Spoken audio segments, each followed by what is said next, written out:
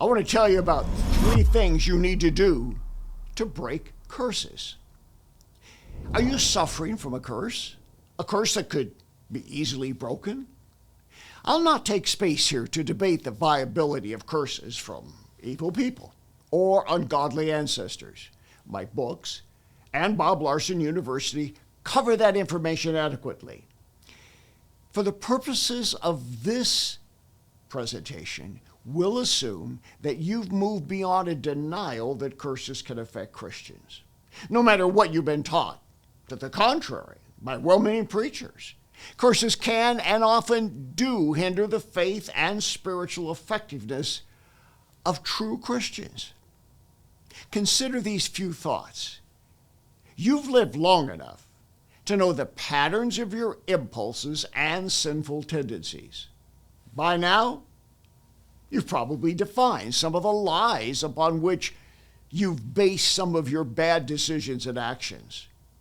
You may have tried to overcome these vulnerabilities and liabilities through prayer, Bible reading, even counseling and inner healing. And you may have discovered that nothing seems to work.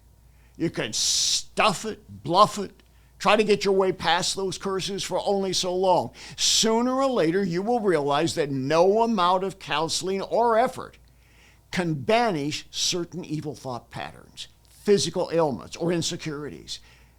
Maybe it's time to consider how curses are holding you captive.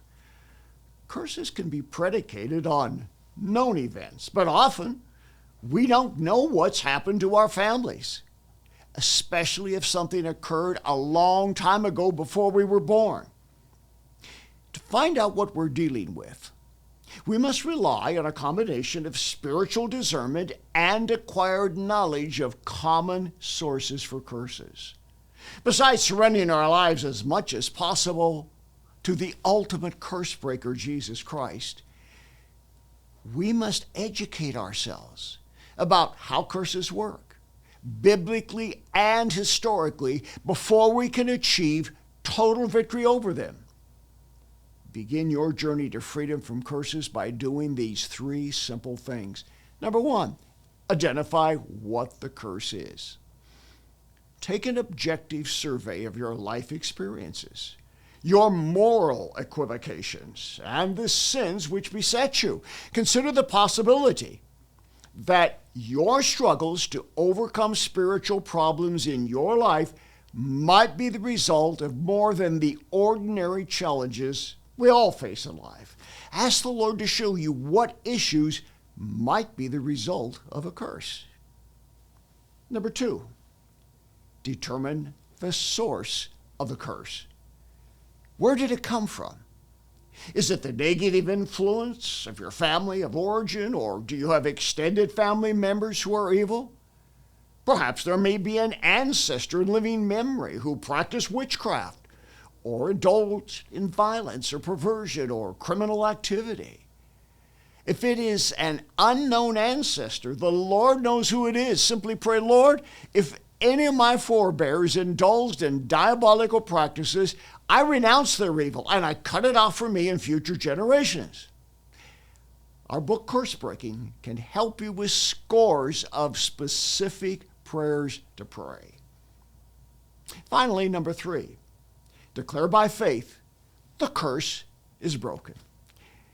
In Bob Larson University, we teach a simple maxim. It goes like this: a curse isn't broken until it's broken. But when it's broken, it is broken. You don't need to keep breaking the same curse. Declare it broken, being as specific as you can about the facts of the curse, and then move on to other spiritual struggles. The battle to overcome the curses that you renounce are won and done, once and for all, by the power of Jesus Christ, if you'll begin by doing the 3 things that I've explained to you. Your financial support and prayers make it possible for us to bring hope for the hurting and freedom to those in spiritual bondage.